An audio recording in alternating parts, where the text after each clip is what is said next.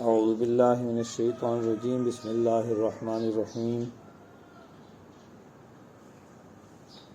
Quranic studies کے module عبادات کا پہلا باب نماز زیر مطالعہ ہے۔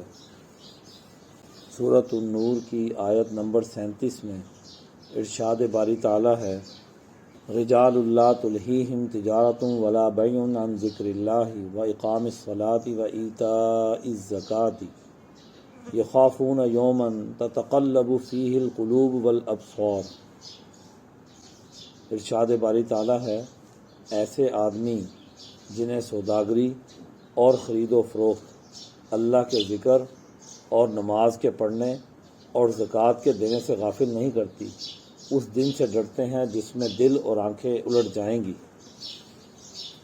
انسان کی بنیادی ضروریات میں یہ بھی ہے کہ وہ تجارت کرے، اپنا کوئی معاش کا ذریعہ بنائے، خرید و فروخت کرے۔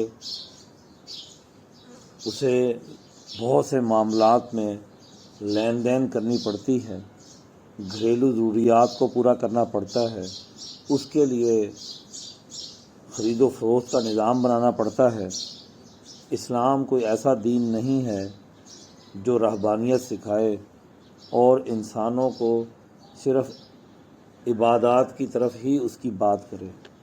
وہ انسان کے دونوں تقاضوں یعنی اس کی معاشی ضروریات اور اس کی اخلاقی ترقی، ان دونوں کو بیلنس طریقے سے اعتدال کے ساتھ پورا کرنا چاہتا ہے۔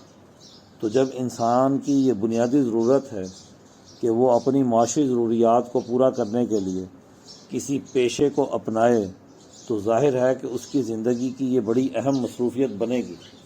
اسی طرح اللہ تعالیٰ نے انسان پر 5 وقت کی نمازیں فرض کی ہیں، تو اب انسان نے اپنی معاشی ضروریات بھی پوری کرنی ہے اور اللہ کو بھی یاد کرنا ہے، اور اس کو فرض نمازوں کا جو حکم دیا گیا ہے یہ بھی اس نے پورا کرنا ہے۔ تو اب اس کا یہی طریقہ کار ہے۔ یہاں پر خوبی بتائی گئی کہ یہ جو مومن لوگ ہیں، یہ جو اللہ کے پیروکار ہیں، یہ جو اللہ کا قرب حاصل کرنے والے لوگ ہیں، تو یہ اپنی تجارت بھی غفلت سے نہیں کرتے، تجارتی معاملات میں بھی اللہ کا ذکر پیش نظر رکھتے ہیں۔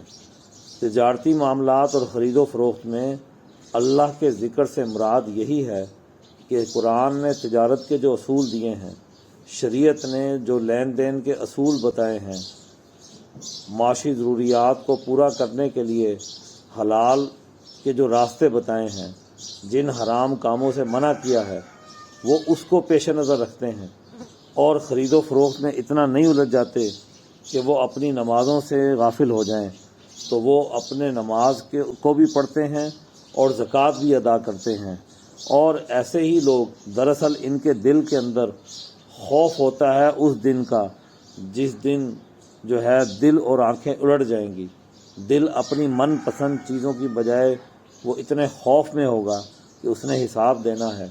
تو ایسے لوگ اس دن سے ڈرتے ہیں اور اپنے معاشی معاملات کو بھی درست طریقے سے سر انجام دیتے ہیں، معاشی معاملات میں بھی اللہ کے حکم کو پیش نظر رکھتے ہیں، اور اپنے عبادات کے معاملات میں بھی اللہ کے سامنے عاجزی سے پیش ہوتے ہیں۔ ہر 2 جگہ سے وہ لاپرواہی نہیں کرتے۔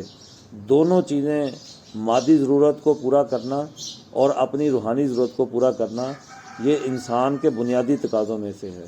وہ ان میں سے کسی میں بھی لاپرواہی نہیں کرتے، پورے اعتدال کے ساتھ ہر معاملے کو آگے بڑھاتے ہیں، اس لیے کہ ان کے سامنے مستقبل ہوتا ہے۔ وہ اپنے مستقبل سے لاپرواہ نہیں ہوتے، نہ اپنے دنیاوی مستقبل سے، نہ اپنی آخرت کے مستقبل سے۔ وہ ہر 2 جہانوں کی کامیابی چاہتے ہیں۔ تو ایسے ہی لوگ معاشرے کے کامیاب لوگ ہوتے ہیں۔